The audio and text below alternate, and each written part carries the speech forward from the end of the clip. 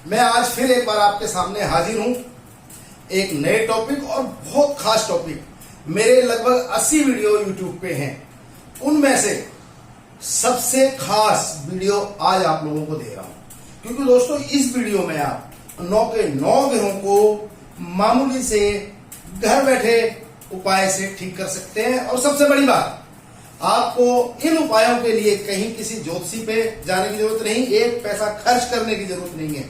और दावे के साथ कहता हूं, क्योंकि मेरा फोन नंबर भी स्क्रीन पे चलेगा, आप कॉल करके भी मेरे को भला बुरा कह सकते हैं, इस बात को समझिए। इसलिए मैं बिल्कुल भी गलत बात नहीं कहूंगा। और दूसरी बात दोस्तों, मैं आज से नहीं, मैं लगभग पिछले 32 साल से एस्ट्रोलॉजी कर रहा हूं। लाल किताब के ऊपर ही मैं सारा फोकस करता हूं।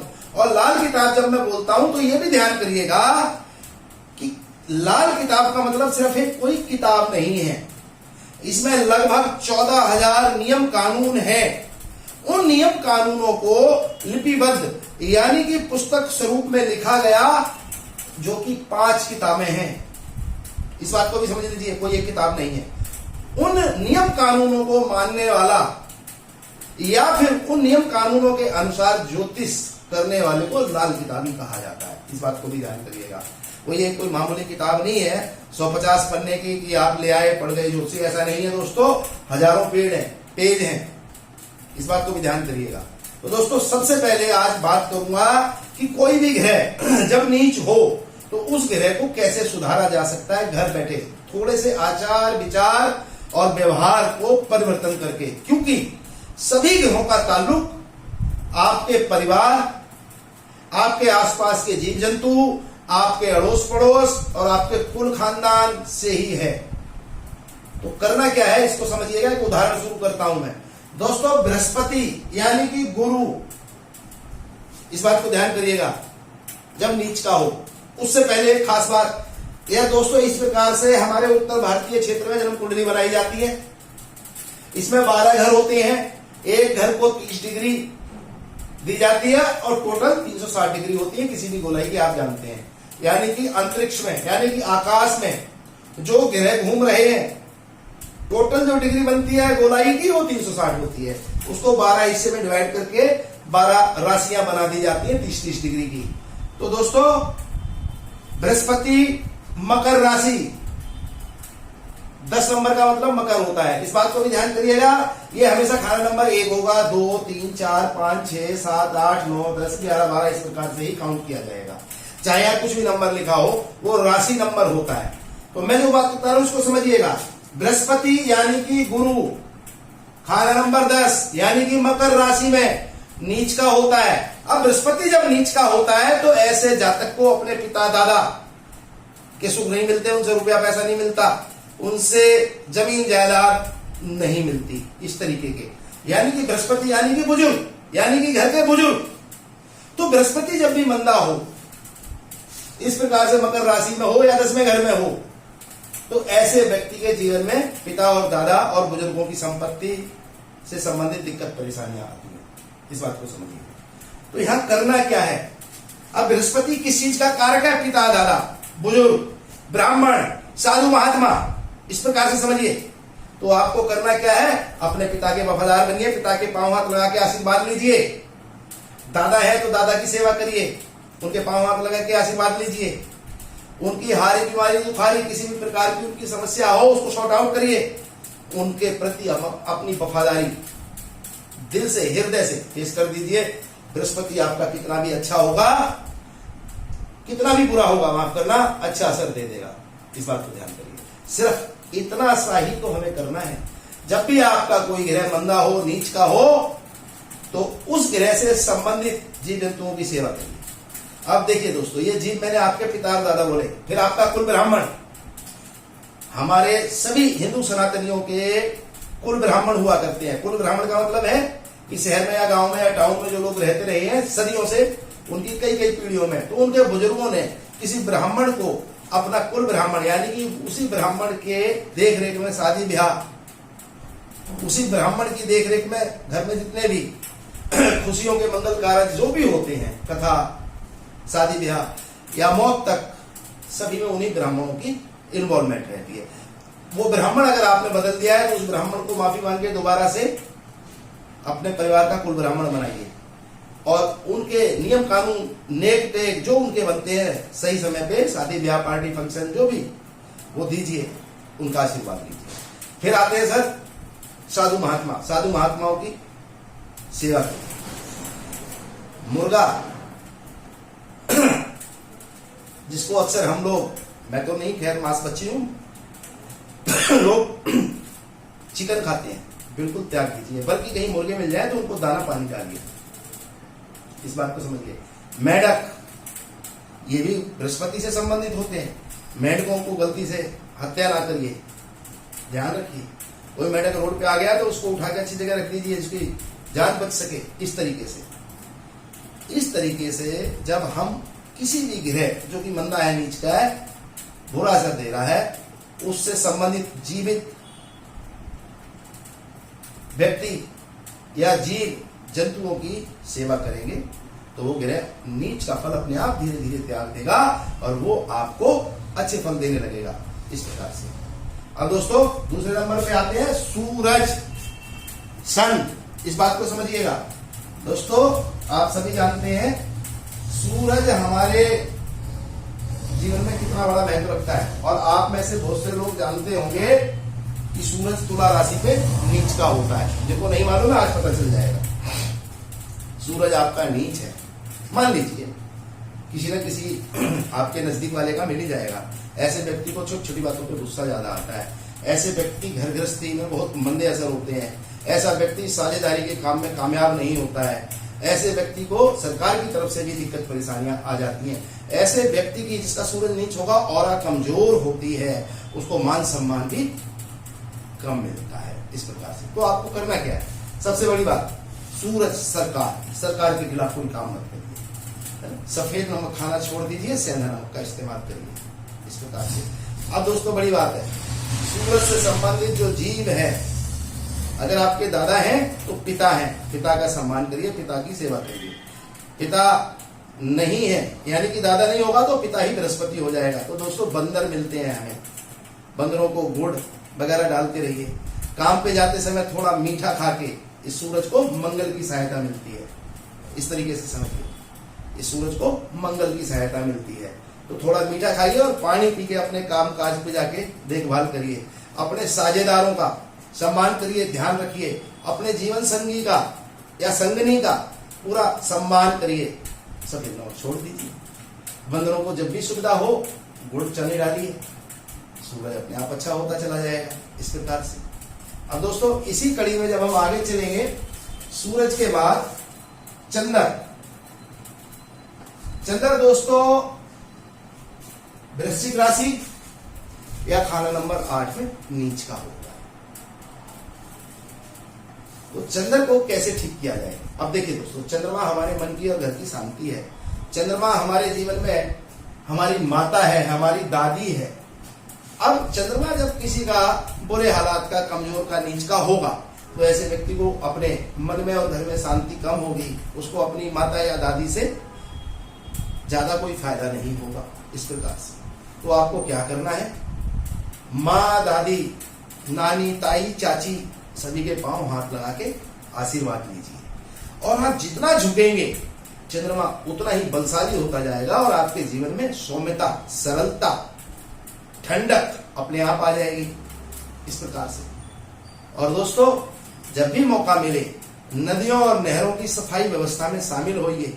नदियों और नहरों और पोखरों, तालाबों के पास जो भी कूड़ा वगैरह हो उसको वहां से हटा के डस्टबिन में दूर ले जाके डालिए। आपका चंद्रमा अपने आप ही नेक फल देने लग जाएगा। आपको किसी ज्योतिषी की और किसी उपाय की जरूरत ही ना होगी। सबसे बड़ी आसान जो उपाय है वो यही है। अब दोस्तों चंद्रमा के बाद हम बात करेंगे मंगल। अब दोस्तों समझने वाली बात है, मंगल देवता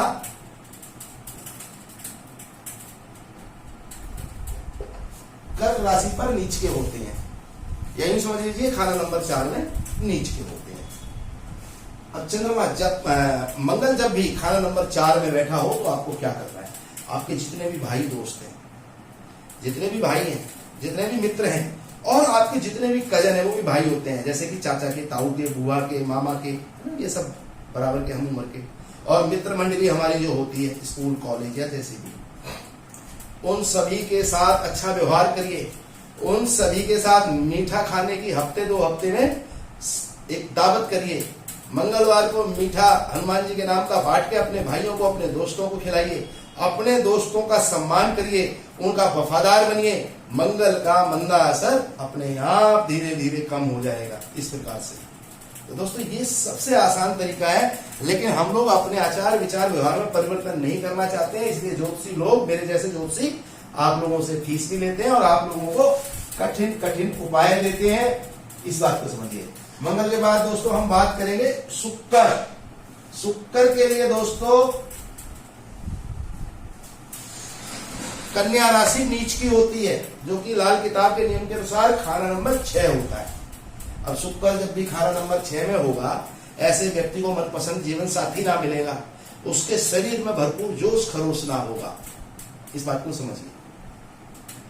उसके चेहरे पे रौनक ना होगी, उसकी खूबसूरती दुनिया को ना दिखाई देगी। इस प्रकार से समझते हैं। तो दोस्तों जब भी शुक्र नीच का हो, इस प्रकार से मंदे हालात का खाना नंबर 6 या कन्या राशि में हो, ऐसे व्यक्ति को अपने जीवन साथी या शादी ना हुई है और उनकी प्रेमी या प्रेम का है, उसका पूर्ण रूप से वफादार रहना चाहिए।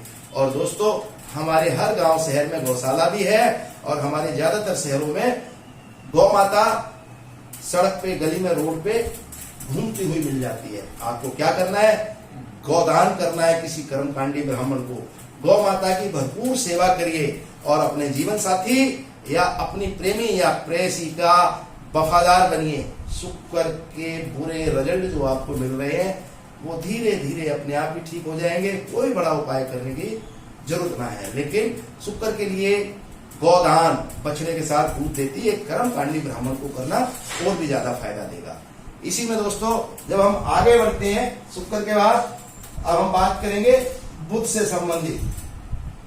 तो दोस्तों बुध के विषय में मैं बता दूं, बुध हमारी जिंदगी में व्यापार, कामकाज, हमारी बहन बेटी, हमारे ढांचा, पूरा शरीर जो है, इसकी नसें नाड़ियां, हमारी आंतें छोटी और बड़ी, हमारा दिमाग, हमारा मस्तिष्क कंप्लीट बुध के अंडर में है। जब बुध अच्छा होगा तो हमें बुआ बहन बेटियों के सुख मिलेंगे, व्यापार अच्छा होगा, शेयर मार्केट कमोडिटी के सुख मिलेंगे, हमारे दिमाग से संबंधित भी बुध है तो हमारी सोच अच्छी रहेगी, हमारे शरीर की नसें नाड़ियां बुध है तो हमारी नसों नाड़ियों में कोई प्रॉब्लम ना आएगी, बीपी वगैरह हमारा फिट रहेगा, अच्छा रहेगा, किडनी लीवर में भी हमारे कोई बड़ी दिक्कत बुध के कारण से ना आएगी। अन्य कारणों की बात अलग है, वो अभी हम नहीं कर रहे। लेकिन दोस्तों जब बुध आपका मीन राशि या 12वें घर में हो तो इसे नीच का कहा जाता है।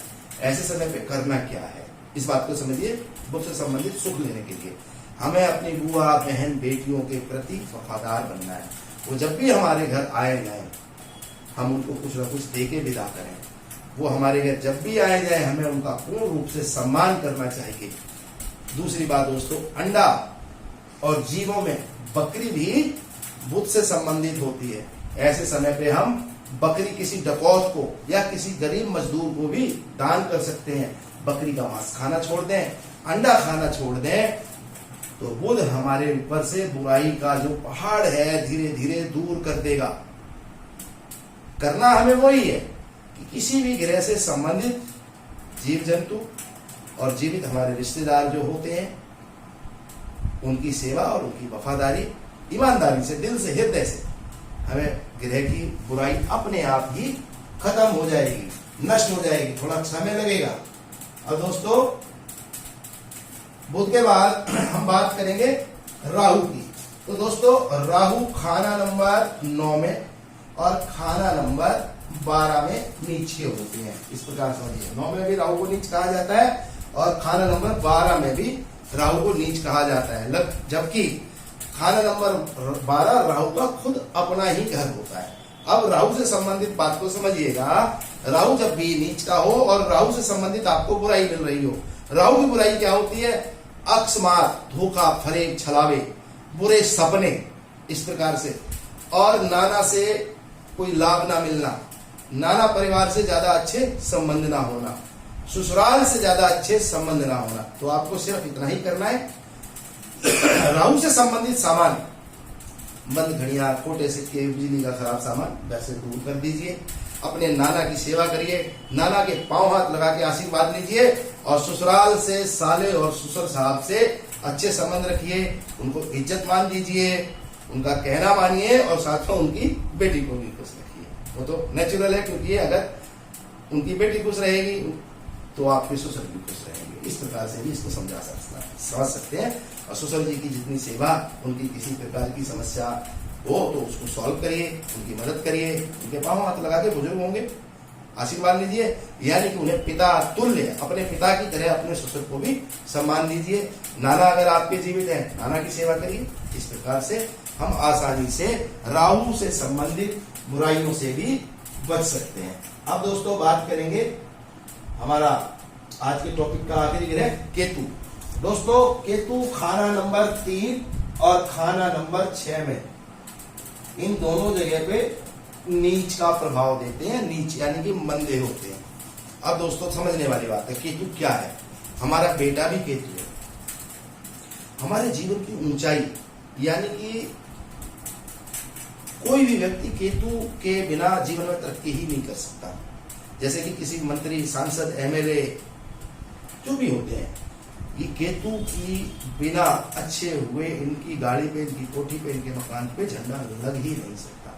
इस बात को समझिए। केतु हमारी नरोला। जीव जंतुओं में केतु का संबंध कुत्ते से भी है। अब ऐसे समय में दोस्तों कुत्तों को दूध रोटी, दूध ब्रेड, दूध बिस्किट डालिए कंटिन्यू, और अगर संभव हो तो कुत्ते को अपनी औलाद की तरह पालिए।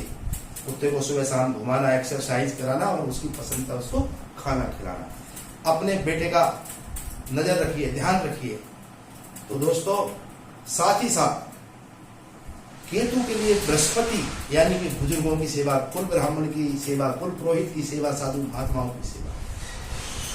इस प्रकार से केतु से संबंधित बुराई भी धीरे धीरे नष्ट हो जाएगी। सिर्फ करना क्या है, कुत्तों की सेवा। संभव है तो कुत्ता पाल लीजिए, है ना।